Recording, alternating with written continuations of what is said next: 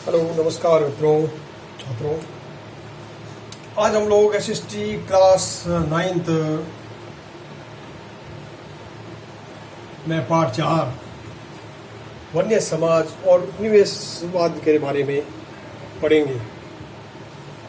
देखिए, सबसे पहले हम बात करते हैं। हालांकि हमने छोटी क्लासों के अंदर पढ़ा है, 6, 7, 8 में पढ़ा है कि वन क्या होते हैं, वन्य समाज क्या होते हैं।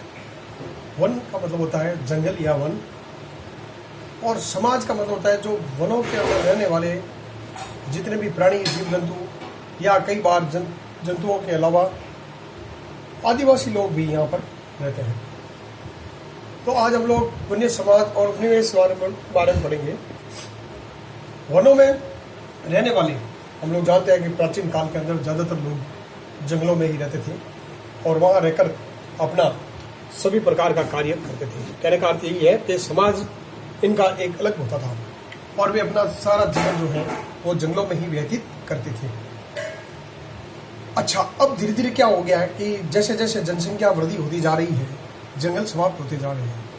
एक बहुत बड़ा कारण है वनों को समाप्त होने के अंदर जनसंख्या का बढ़ना, यानी जनसंख्या वृद्धि होना। जैसे जैसे जनसंख्या वृद्धि हो रही है, जंगल कटते जा रहे हैं। ये होता है वनोन्मूलन। हम लोग बात करते हैं आज उसके बाद अगले टॉपिक की, यानी खास टॉपिक है जो वन उन्मूलन। सबसे पहली बात करते हैं हम लोग वन उन्मूलन। उससे पहले मैं आपको बता देता हूँ कि हम लोगों ने देखा है कि भारत के अंदर लगभग 200 वर्ष पहले की बात है, अंग्रेजों के द्वारा यहाँ पर शासन किया गया था। भारत के ऊपर इनका कब्जा हो गया था। लगभग 250 वर्ष तक अंग्रेजों ने शासन किया था। 200 वर्ष पहले की बात है और अंग्रेजों ने कम से कम 250 वर्ष तक यहाँ पर शासन किया था। 200-250 वर्ष बताते हैं।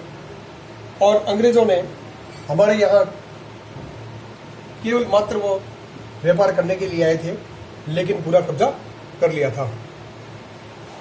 तो अंग्रेजों ने भारत पर कब्जा कर लिया और अंग्रेज जब आए थे उस समय जंगलों की जबरदस्त भरमार, यहाँ जंगल ही जंगल थे, जंगल की भरमार थी। इसमें इमारती लकड़ी थी। इसमें सबसे ज़्यादा जो महत्वपूर्ण लकड़ी थी जिसका नाम है साल और टिक का, एक सागवान की जिसको बोलते हैं साल और टिक, ये लकड़ियों के नाम है। एक सागवान लकड़ी भी होती थी, उनमें से फर्नीचर वगैरह बनाए जाते थे और बड़ी कीमती लकड़ी थी जो कि यहाँ मिलती थी। धीरे धीरे हुआ ऐसा कि इनको जंगलों को काटने लगे और ये जो है समाप्त होने लगे। फिर हम लोग बात करते हैं वनोन्मूलन की। वनोन्मूलन, अब ये क्या है? वनोन्मूलन का मतलब होता है वनों को धीरे धीरे नष्ट करना, यानी वनों को नष्ट करना, वनों को समाप्त करना।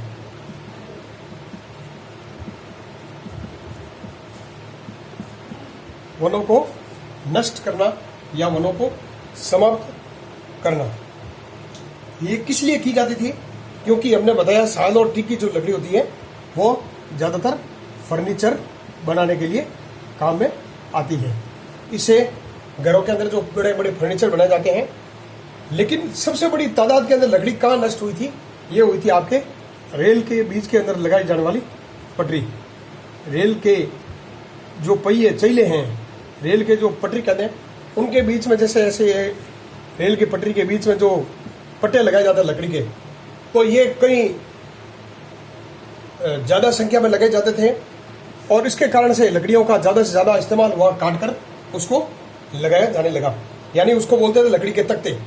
जो रेलवे लाइनें बिछाई जाती थी उसके बीच में लगाए जाते थे, जिसके कारण से अधिक पेड़ों को काटा जाने लगा। अब अंग्रेजों को क्या देना है इसके अंदर? क्योंकि अंग्रेजों ने अपने व्यापार के लिए क्या किया था? रेल व्यवस्था शुरू की थी। हम लोग जानते हैं कि अंग्रेजों के द्वारा भाप का इंजन चलाए जाने के बाद हमारे यहाँ पर सबसे पहले रेल अंग्रेजों के द्वारा लाई गई थी। तो अंग्रेज अपने स्वार्थ के लिए इस रेल को लाए थे ताकि वे यहाँ से अधिक व्यापार के लिए सामानों को ले जाया जा सके, व्यापार के इस्तेमाल के लिए अपने सामानों को लाया ले जा सके। इसलिए उन्होंने रेलवे लाइनें बिछाई और जिसके बीच में लकड़ी के तख्ते काट कर हमारे यहाँ के वनों को नष्ट कर दिया। अब यहाँ पर क्या होता था कि अंग्रेजों के द्वारा कई प्रकार के कर वसूल की जाती थी। अब ये कर वसूल करने के कई तरीके थे। कैसे थे देखिए, तो इसमें क्या था कि यहाँ पर ज़्यादातर लोग क्या थे, झूम खेती करते हैं। तो अब इससे झूम खेती से जो है वो करों का क्या मतलब है, तो अब थोड़ा सा आप देख लेंगे।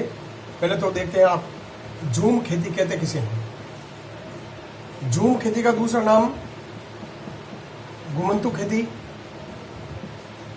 या इसको स्थानांतरित खेती भी बोलते हैं।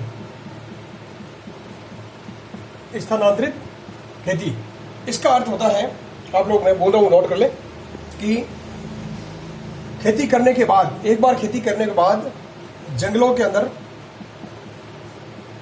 जंगलों में या जिस जगह खेती की जाती थी, आग लगाकर उस जगह को जलाकर राख छोड़ दी जाती थी। वहां राख छोड़ दी जाती थी और 3 या 4 साल के लिए उस खेती को या उस भूमि को छोड़ दिया जाता था और फिर 3-4 साल के बाद में उसका वापस उपयोग करते हैं।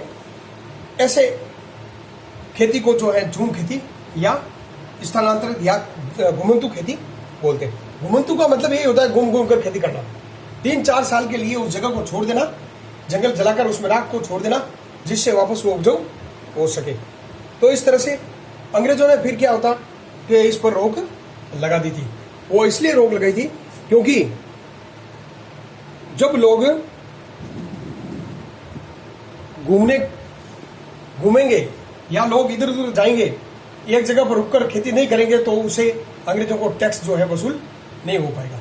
इसलिए अंग्रेजों ने उनको स्थायी बनाया और एक जगह रुककर खेती करने के लिए बोला। तो अंग्रेजों के द्वारा ज्यादा से ज्यादा कर वसूल किया जाने लगा और इसके लिए उन्होंने निर्माण कराया बागानों का।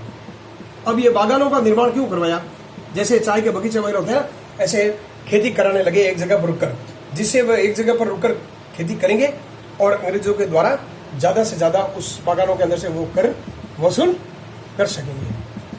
तो इस तरह से अंग्रेजों ने क्या किया कि ये जो घुमंतु खेती थी उसको अवैध घोषित कर दिया। उन्होंने कहा नहीं, ये अवैध है, आप एक जगह पर रुककर कार्य करो, एक जगह पर रुककर खेती करो।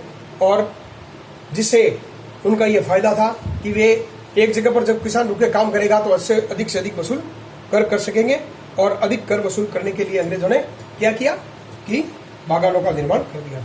और इस तरह से इस जो है अध्याय का अपने शुरुआत करते हैं और उन्मूलन के साथ ही ये झूम खेती और उसके बाद बागानों का निर्माण अंग्रेजों के द्वारा ये शुरू किया गया था। फिर हम लोग बात करेंगे कल अगले टॉपिक में इसके आगे कि इससे क्या लाभ है और इससे क्या हानियां है। इसके बाद हम लोग उपनिवेश के बारे में भी पढ़ेंगे। धन्यवाद।